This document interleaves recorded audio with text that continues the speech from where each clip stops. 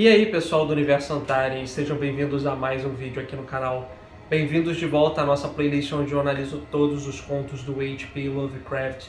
E no vídeo de hoje nós vamos analisar um conto muito interessante com o título de A Cidade Sem Nome.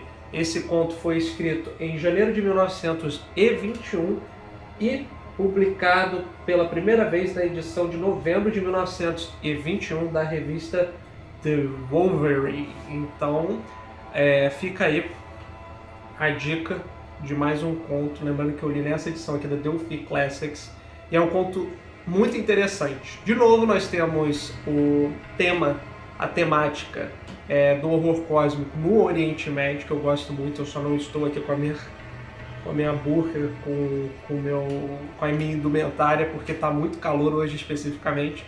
Mas vamos lá, vamos direto para o conto, né? Bom, o conto começa com um narrador. Ele é mais um narrador, personagem, e ele também é anônimo, ou seja, nós não sabemos o nome dele. Ele está perambulando a Arábia em seu camelo em busca de uma cidade desconhecida. Na verdade, a cidade é conhecida pelos árabes locais, pelos grandes sheiks, mas eles não nomeiam a cidade porque eles não gostam de falar sobre ela, eles não gostam de sequer mencionar a possibilidade da existência de uma cidade como aquela e dos horrores que nela habitam. Isso, é claro, compele o personagem da narrativa a indagar esses sheiks à procura da cidade, e ele começa a ter uma localização, pelo menos uma pista de onde ela possa se localizar, e ele avança pelas dunas e ele encontra a cidade.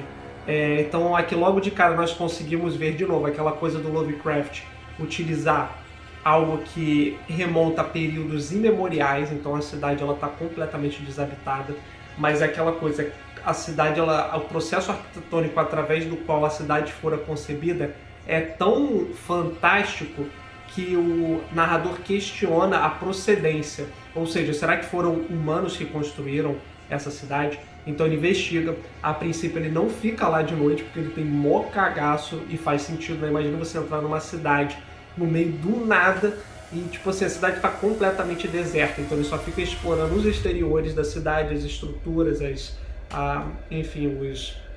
as casas, os edifícios, e quando fica de noite ele começa a ouvir o vento sibilando, quase como se o vento também estivesse sussurrando coisas para ele.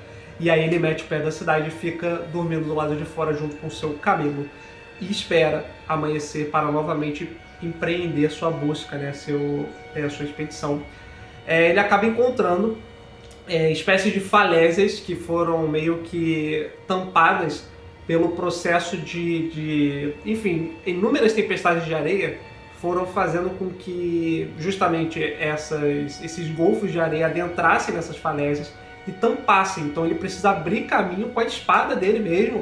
Ele vai estocando as falésias para ver se ele consegue encontrar um meio de adentrar alguns desses edifícios. Ele consegue. Ele acaba se embrenhando, assim, cambaleando. E lá dentro ele vê inscrições que remontam a uma civilização muito, muito, muito, muito antes do Egito, em que criaturas metamorfas com semelhança de crocodilos, gatos, cães e coisas tentaculosas habitavam e saudavam, digamos assim, cultuavam deuses que ele nunca ouvira falar. E aí, basicamente, ele encontra um meio subterrâneo, ele acende a tocha dele, já está quase anoitecendo, ele não consegue resistir à busca pelo conhecimento. Então isso é uma coisa comum dos contos do Lovecraft, é que o personagem tem um medo, mas a busca pelo conhecimento acaba sobrepujando esse medo que ele sente, e ele começa a descer por um lance de escadas que parece ser interminável.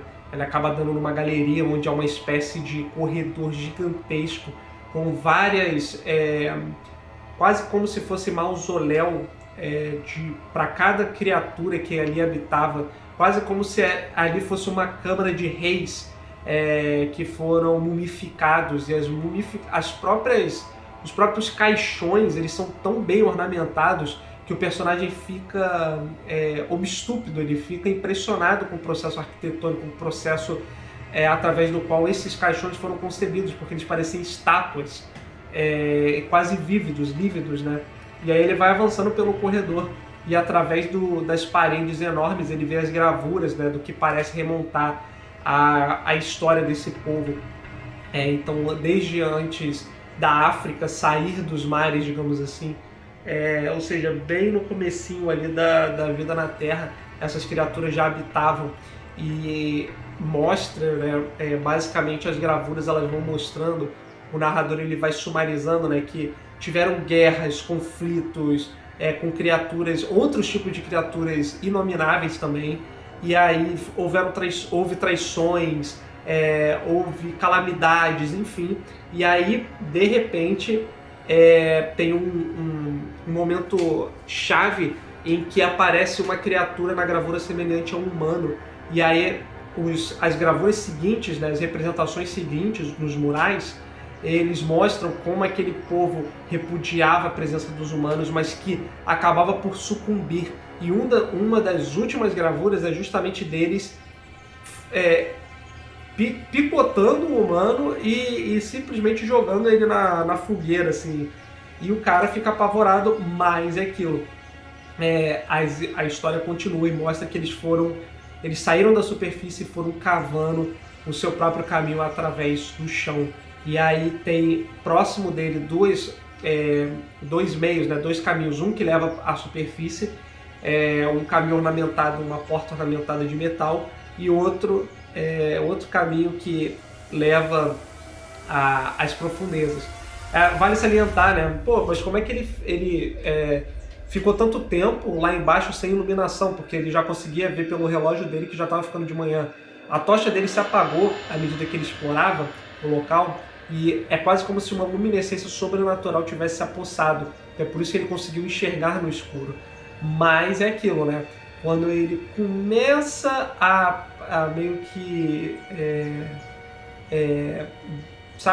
tentar dar uma bisbilhotada nesse caminho que se segue, ele começa a ouvir sons assim animalescos, e aquilo faz com que a mente dele fique num turbilhão, e ele decide sair, e ele começa a fugir, né, pelos degraus, subir as escadas. Quando ele olha para trás, ele vê uma hóstia de criaturas demoníacas indo na direção dele, e o conto acaba. Ele fala justamente, o narrador não acredito que seja uma narrativa epistolar, mas o conto acaba, a gente não sabe o desfecho dele, não sabemos se ele foi arrastado por aquelas criaturas. Eu acho que dá sim a entender que ele foi arrastado por aquelas criaturas e tchau tchau, sabe, como a maior parte dos personagens do Lovecraft. Ou ele foi a loucura, mas enfim, o desfecho não parece ter sido muito bem para ele. E o cabelo dele, coitado, foi completamente apavorado. Então só tinham eles na cidade mesmo, não acho que ele teria como se safar daquela. Mas é um conto muito interessante, ele faz menção ao Abdul al-Hazred, que é o Abdul Hazred, que é o criador do Necronomicon, e ele tem uma frase que eu vou explicar para vocês aqui agora. Vou tentar traduzir essa frase, um momento. Vou tentar traduzir essa frase para vocês porque é em inglês, e é uma das grandes citações, né, que o Lovecraft faz, né? Deixa eu ver aqui.